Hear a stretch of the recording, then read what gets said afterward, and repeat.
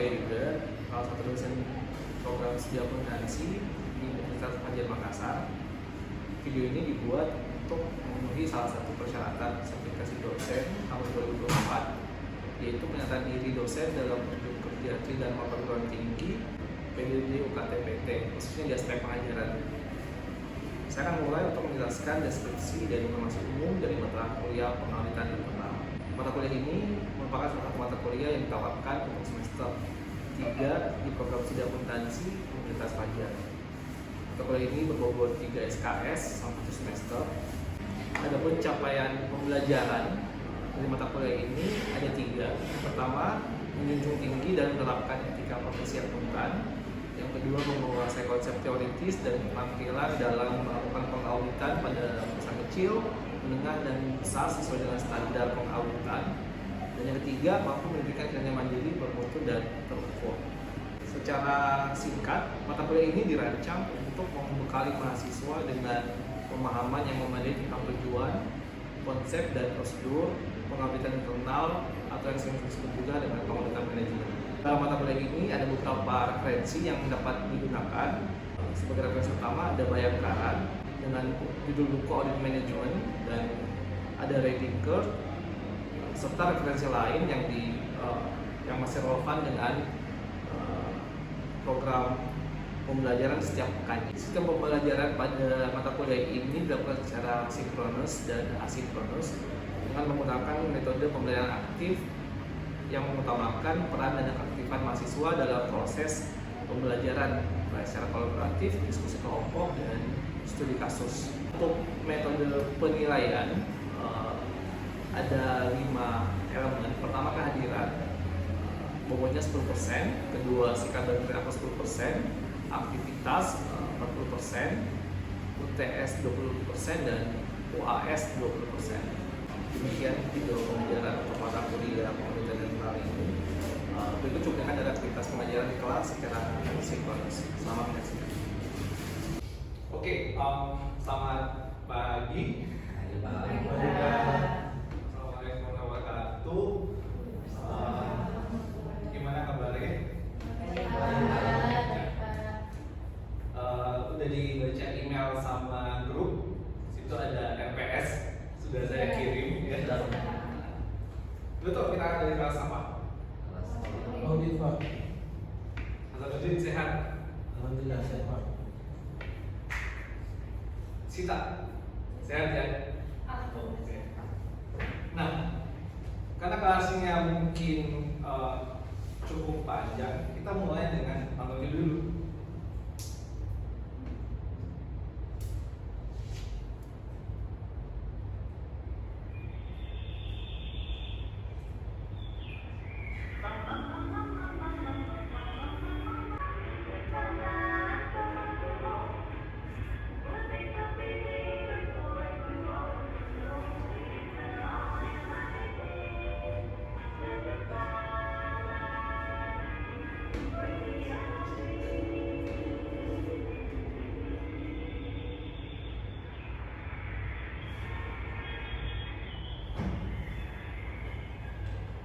Oke, itu tadi videonya. Gimana? Bagus videonya? Bagus ya? Ada seperti itu di dunia nyata? Style. Kenapa bisa? Nah, kata Sirio tadi mustahil. Di mata kuliah ini kita akan belajar salah satu pelajaran yang menurut saya bikin kenapa hal tadi yang kalian nonton itu masa sih bisa ada kayak gitu. Katanya di dunia nyata tidak ada yang sesempurna itu. Well, sebelum kita masuk, saya ucapkan selamat datang di kelas saya. Kita ada di kelas internal audit, dan ya ini nama panjang saya. Jadi kalau ada yang jadi anak bimbingan atau ada yang butuh nama lengkap saya, di capture aja. Kalian bisa panggil saya Yuda. Mungkin ini pertemuan kita yang kedua, ada yang baru join ya. Minggu lalu kita cuma bahas soal RPS aja. Hari ini kita akan belajar soal hal sederhana yang sering orang sebut dengan internal audit. Nah, dimana berarti ini ada 16 pertemuan, minggu lalu kita introduction, berarti minggu ini sudah masuk ke mata kuliah pengantar. Kita bakal ngomong soal apa sih fondasi dari internal audit sendiri. Kita mulai dengan kata audit. Ada komen soal kata ini? Kalau dengan kata audit, apa yang ada di bayangan kalian? Pemeriksaan. Kira-kira situasinya seperti ini kalau orang lagi di audit. Ada auditor dan ada auditing. Tahu bedanya apa? Yang auditor, yang auditing. Bayangkan kalian jadi salah satu dari mereka. Kalau kalian jadi auditor dengan top of mind kalian di awal tadi, kira-kira apa yang kalian pikirkan soal si auditing? 3 kata ini. Boleh ditulis, nanti di akhir sesi kita cek apakah kata itu masih sama atau ada yang berubah. Kalau kalian yang seben, kira-kira apa pandangan kalian soal si riset? Sebaliknya, kalau kalian jadi Miss Lisa, apa yang kalian pikirkan soal Mr. Ben?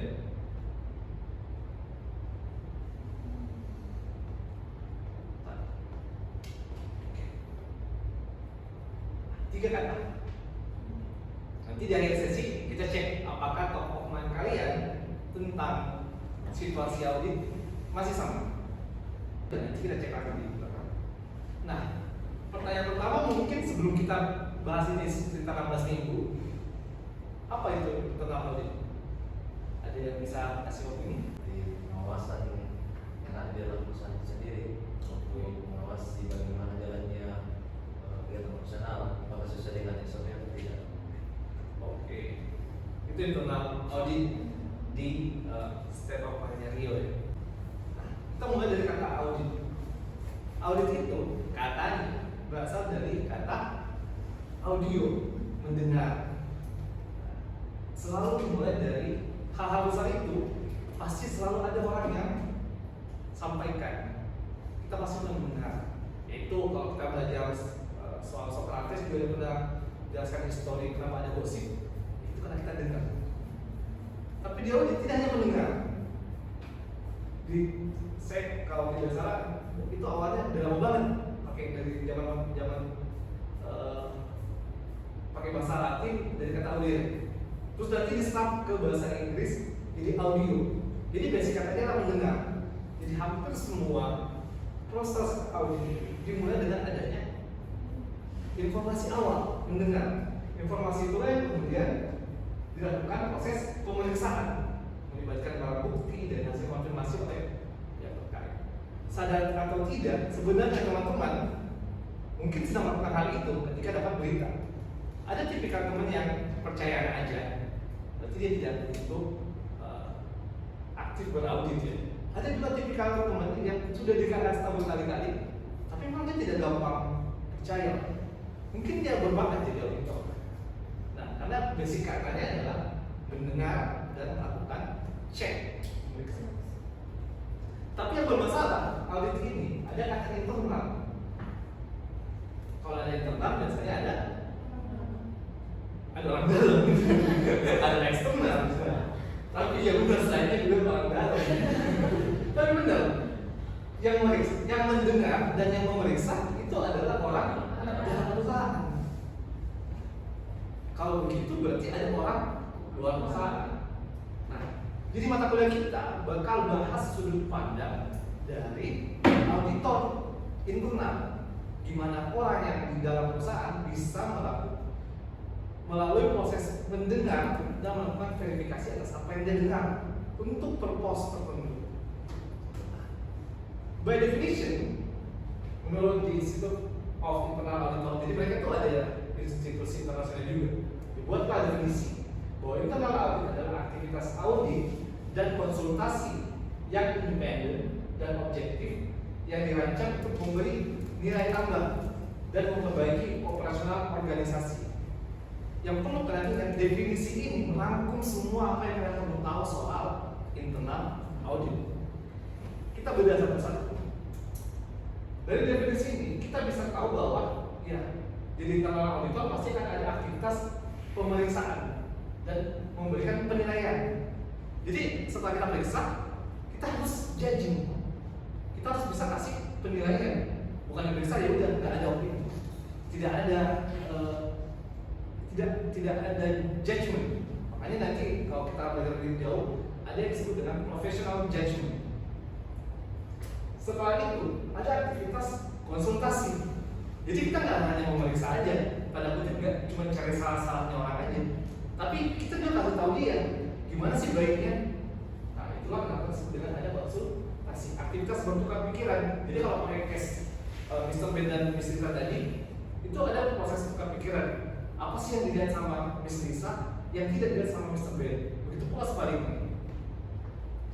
Nah, cuman ada satu kata yang agak mungkin di sini adalah apa sih di generasi apa? Dirimanya.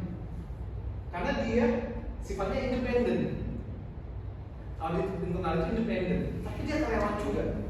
Kalian bisa bayangkan, kalian memeriksa, kalau dari sudut pandang internal auditor ya, kalian memeriksa teman kalian yang lagi makan bareng. Gimana caranya kalian independen? Santika misalnya mau periksa Dini, Santika ada di auditor sini, jadi anak marketing, tapi dia dikasih surat tugas buat meriksa aktivitas marketing. Kira-kira bisa tidak Santika independen? Bisa tidak? Kalau dia dalam auditor harusnya bisa. Even dia nggak bisa, dia harus melatih diri untuk bisa. Terus ada kata objektif. Nah, kayaknya bisa tidak even Dini mungkin bisa jadi satu tempat tinggal atau kemana-mana bareng mulu, itu dia harus bisa objektif.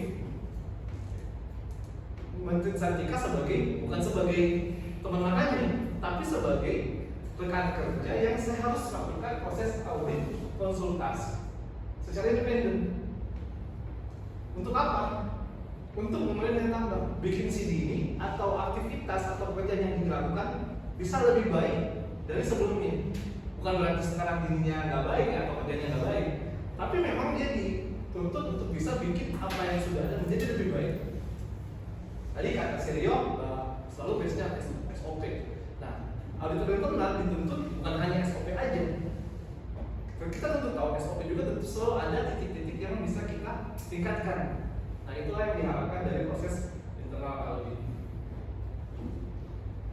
Dan ya, ada kata memperbaiki. Karena kalau kita baca teks aslinya ini dipakai kata improvement atau penyempurnaan dari kondisi sebelumnya. Jadi nggak mesti harus salah dulu baru kita kasih rekomendasi. Even keadaan aman, tapi kita rasa dia bisa lebih baik, itu juga bisa masuk dalam aktivitas proses audit internal kita. Nah, terakhir, mungkin ada pertanyaan, internal audit itu cuma di perusahaan yang profit oriented aja ya? Yang based on this definition, sebenarnya itu juga bisa dipakai di perusahaan nirlaba, jadi semacam yayasan atau NGO, yaitu bisa pakai tetap bisa dilakukan aktivitas internal audit. Kita harus bisa bedakan apa perbedaan fungsi audit sebagai auditor dan dia sebagai konsultan. Jadi auditor dulu disebut dengan istilah watchdog. Ini kasar banget ini sebenarnya, watchdog. Jadi emang dia nyari kesalahan. Jadi jangan dibilang dia julid, tidak. Memang kerjaannya dia mencari salah. Jadi kalau dia nggak mencari salah, dia nggak kerja. Ngerti nggak sih? Itu jangan dipikir dia jahat, tidak. Memang tuntutan kerjaannya dia adalah kita yang menemukan titik di mana bisa kita lakukan improvement. Bukan dia karena benci sama, misalnya Santika benci sama Dini, misalnya nggak kayak gitu. Itu murni karena dia mau bikin Dini lebih baik. Walaupun kesannya mungkin untuk short term bagi Dini itu, ini si Santika ganggu. Ya. Tapi sebenarnya untuk si diri juga biar organisasinya tetap continuous. Nah, ketika dia kayak punya 2 account, ngerti nggak sih? Jadi auditor itu barunya 1, tapi dia harus bisa memposisikan diri kapan dia sebagai auditor, kapan dia sebagai konsultan. Kalau dia lagi ngaudit, dia pasti bakalan kalau di sini tentu kita harus melatih gimana cari salahnya orang, tapi nggak kelihatan kasar. Tegas sama kasar kan beda ya, walaupun sama-sama bold. Nah, kalau di konsultan dia kayak business partner, jadi dia bisa sebenarnya auditing itu bisa cerita apapun sebelum dapat pemeriksaan. Ngerti nggak sih? Jadi kalau kita internal audit disurati sama auditing untuk memberikan opini atau rekomendasi tentang satu hal, jadi itu tugas consulting, bukan tugas audit. Jadi tergantung penugasannya. Kalau saya dimintai pendapat terhadap satu flow mungkin atau satu aktivitas baru perusahaan itu, jadi saya pakai akun konsultan. Tapi kalau soal tugas saya sebagai auditor untuk melakukan audit, tentu paradigma yang saya pakai adalah watchdog. Memang kita harus berpikir kembali dari si audit, karena bisa jadi bukan dia sengaja ingin melakukan kesalahan, tapi memang ada hal yang luput. Pernah tidak kalian merasa kalau kerja sesuatu kayak udah bagus semua nih, tiba-tiba ada teman atau adik kamu yang lewat, terus dia dapat salahnya? Iya kan? Ya, emang begitu, nature-nya sudah begitu. Memang kita di organisasi juga ada namanya double check, selalu sebisa mungkin. Makanya audit itu nggak boleh sendirian, dia harus ada temannya, minimal 2, ada SPV, ada staffnya. Jadi kalau staffnya lagi tanda kutip lalai atau tidak fokus, SPV-nya yang makanya berjenjang mereka, biar dia tidak bias, tidak subjektif. Misalnya auditor, terus yang diaudit musuhnya, itu kan jatuhnya mungkin dia nggak salah banget, tapi karena bawaannya musuh, coklat aja dibilang kopi gitu ya, ini kopi nih. Apapun yang dilakukan itu tadi, makanya dibikin berjenjang, ada tim audit di surat tugas supaya mereka tidak jadi rentan terhadap subjektif dan bias. Nah, kalau di audit dia harus full independen, benar-benar nggak boleh mencampur adukan. Makanya kadang ada beberapa penugasan si auditor ini kita harus ngecek apakah yang diperiksa ini tidak ada afiliasinya. Case-nya misalnya ini sama si Santika, ternyata ini sepupuan sama Santika.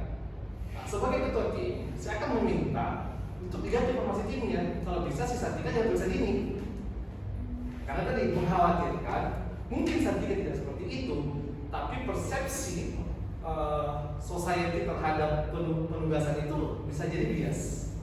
Nah, itu adalah beberapa strategi audit yang nanti di beberapa minggu depan kita akan belajar soal itu. Nah, tapi kalau di konsultan, ya dia tidak perlu independen, tergantung dari kebutuhan. Kadang dia memang harus nge-blend sama operasional, dia tahu medannya seperti apa. Nah, tapi orang bilang yang sisi kiri ini paradigma dulu. Makanya orang auditor dulu itu memang harus bapak-bapak dan perawakannya kayak mana ya? Ya, you know lah ya. Ya, kayak bapak-bapak yang baru dari pintu aja udah vibes-nya udah kayak iya gitu. Nah, kalau konsultan ya vibes-nya mungkin bisa kayak tongkrongan, karena itu tadi tujuannya adalah dia harus betul-betul bertukar pikiran.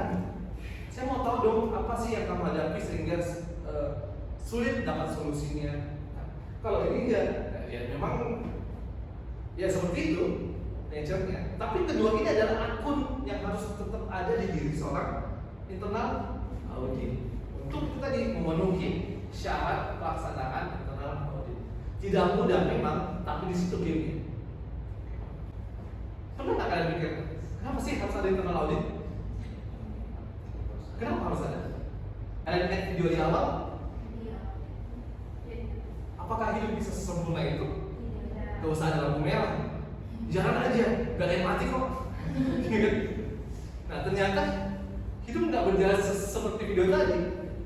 Ini untuk bisa kalian paham kenapa harus ada internal audit. Bayangkan kalian adalah Mr. Rudy. Kalian adalah pemilik dari sebuah usaha kecil, coffee shop. Kalian lagi mimpi semua punya coffee shop. Kalian buat coffee shop dan kalian mulai merancang visinya. Oh, dari coffee shop ini nanti saya akan jadi kaya raya. Tahun sekian saya punya 1 cabang, tahun depan saya punya 2, 3, lama-lama semua kuasain kota. Kurang lebih begitu kepalanya sih Mr. Rudy di awal bisnisnya. Nah, kompleksitas bisnis yang semakin meningkat dan skop perusahaan yang terus berkembang menyebabkan control owner tidak seefektif sebelumnya. Internal audit menjadi alternatif instrumen untuk memastikan konflik of interest para stakeholders terpelihara dengan baik. Muncullah yang disebut dengan internal auditor. Ngerti ya? Begitu awal mulanya lahir. Jadi Mr. Rudy membayar lebih untuk menghadirkan internal audit. Dia yang akan bertindak atas nama si pemilik untuk mengawasi ke manajemen ini. Makanya kalau di struktur organisasi, dia itu di tengah. Dia selevel direksi biasanya atau di level direksi. Jadi dia itu sebenarnya adalah bawahan, berada di bawah komisaris dan direksi. Ini semua ini di bawahnya direksi. Ada satu organ namanya direksi. Tapi dari antara semua itu hanya ada satu organ yang punya 2, bukan 2 kali ya, dia punya 2 urusan langsung. Nah, itulah yang internal audit. Makanya kita disebut independen. Karena satu sisi dia memang adalah karyawan, satu sisi dia bertindak sebagai pemilik. Bahwa jangan sampai laporan ini membuat pemilik bias terhadap kondisi perusahaan. Oke? Sampai sini paham kenapa harus ada internal audit? Bisa diingat sampai seumur hidup. Insyaallah ya. Kalau ingat internal audit, ingat Mr. Rudy. Oke. Dia hanya periksa 3 hal: governance, risk, dan control. Gimana tata kelolanya, gimana pengelolaan risikonya, dan bagaimana sistem pengendalian internal atau internal control itu berjalan di perusahaan. Pun kalau ada pada akhirnya orang di SP atau orang di PHK, itu hanya konsekuensi dari tugas internal untuk memastikan hadirnya governance, pengelolaan risiko, dan pengendalian yang baik. Nanti kalian jangan bingung ya, ada internal control, ada internal audit. Beda itu ya. Beda. Internal control itu sistemnya, internal audit itu elemen dari sistemnya. Nanti kita belajar di buku yang akan datang. Oke. Well, nah, sampai sini ada pertanyaan? Ada pertanyaan mungkin? Ya, silakan Mas Fir. Ya, baik, terima kasih Pak atas kasutannya. Setelah saya ikut dari materi yang dibawakan oleh Pak, saya tertarik untuk bertanya Pak. Pertanyaan saya itu Pak, apa yang menjadi berbeda dari internal audit dan audit eksternal Pak? Kan sama-sama audit Pak, apa yang berbeda? Oke. Makasih juga pertanyaannya. Iya benar. Makanya tadi dia kata istilah alternate atau alternatif. Jadi internal itu hanya salah satu alternatif, bukan satu-satunya untuk melakukan pengawasan terhadap kinerja perusahaan. Nah, itu mungkin bisa dijawab pakai tabel ini. Kita bisa bedakan antara internal audit dan eksternal audit. Dari tujuan internal audit itu, dia tujuannya untuk menganalisis dan memperbaiki pengendalian dan kinerja. Sementara kalau dia eksternal audit, dia fokusnya cuma satu, memberi opini terhadap kondisi laporan keuangan. Cakupannya kalau internal audit ya operasional organisasi seperti Mr. Rudy tadi. Tapi kalau eksternal audit, dia itu catatan pada periode laporan keuangan. Fokusnya bukan laporan keuangan. Secara keahlian, nah ini menarik nih. Mungkin kalian bertanya, yang di depan itu cuma anak akuntansi. Ternyata kalau by definisi dari di IIA, dia bilang kalau di internal audit bisa antar disiplin ilmu sesuai dengan bidang yang kita audit. Misalnya teknik, makanya ada internal tuh dari teknik, dari berbagai bidang yang sesuai dengan kebutuhan penugasan. Tapi kalau di audit eksternal ya, dia harus akuntansi, harus orang keuangan dan harus orang pajak. Itu tuh kalau eksternal, karena emang dia harus menguasai 3 ini. Nah, secara waktu, kalau dia saat ini masa datang dan berkelanjutan, karena dia berpikir sebagai representasi dari pemilik, bagaimana bisnis terus continue. Sementara Kalau audit eksternal, ya masalah bawa aja saat tertentu. Karena hanya ini memberikan opini pengguna utama. Nah, kalau di internal komisaris dan direksi. Kalau di eksternal, investor atau kepentingan umum dalam hal ini calon investor. Beda ya usernya. Nah, kalau standar ada IIA international standar, itu pun karena diserap di SOP internal auditor itu sendiri terhadap perusahaannya. Tapi kalau di auditor eksternal dia harus pakai PSAK, nggak ada yang lain. Kecuali kalau tergantung penugasan audit, mungkin pakai sub etap kalau memang penugasannya untuk UMKM. Terus kalau fokus, ya jadi tadi meningkatkan dan melindungi organisasi. Sementara kalau eksternal, fokusnya penyajian wajah laporan keuangan. Nah, ini membedakan utamanya karakteristik internal dan eksternal. Karena hubungan kerja, kalau auditor internal ya karyawan organisasi, kalau eksternal ya dia orang ketiga, pihak ketiga maksudnya ya, yang dikontrak. Makanya disebut eksternal, karena dia di luar dari rumah. Kalau ini internal auditor dalam rumah. Oke. Thank you, Rio, atas pertanyaannya. Oke. Nah, mungkin sampai di sini kita bisa kembali lagi ke slide awal. Apakah pandangan kalian soal Mr. Ben sebagai auditor dan Miss Lisa sebagai auditi masih sama? Coba lihat kertasnya. Masih berpikir audit itu menegangkan? Atau tempatnya orang-orang cari salah aja? Gimana? Udah bergeser? Nah, karena udah bergeser, kalian nanti ada tugas ya. Nanti saya kirim ke kalian harus buat summary tentang program audit. Ada 2 program audit SDM dan operasional. Buat summary paling banyak 2 lembar. Nanti kita akan bahas sebelum masuk kelas, kita akan bahas hasil sampai kalian. Oke, kalau begitu terima kasih sudah datang di kelas saya. Sehat-sehat selalu. Semoga dari pertemuan kita ada berkahnya dan kalian semua bisa jadi auditor yang handal. Oke, jadi karena kelasnya akan panjang, saya cuma mau bagi satu supaya kalian tetap semangat kuliah. Kutipan ini membantu saya menghadapi banyak ujian di hidup saya. Oh, banyak banget. Tapi barangkali juga bisa bermanfaat buat kalian. Pernah tidak kalian berpikir belajar itu susah? Pernah tidak? Mungkin ada teman-teman yang sekali baca langsung pinter. Ada juga teman-teman yang sudah udah dimasukin, nggak masuk dari ilmu. Mungkin jawabannya kita pakai kutipan. Saya mau tutup dengan satu kutipan yang pernah saya dapat di buku Akuntansi Keperilakuan. Saya lupa sama pengarangnya, tapi saya dapat di halaman pengantarnya. Begini bunyinya.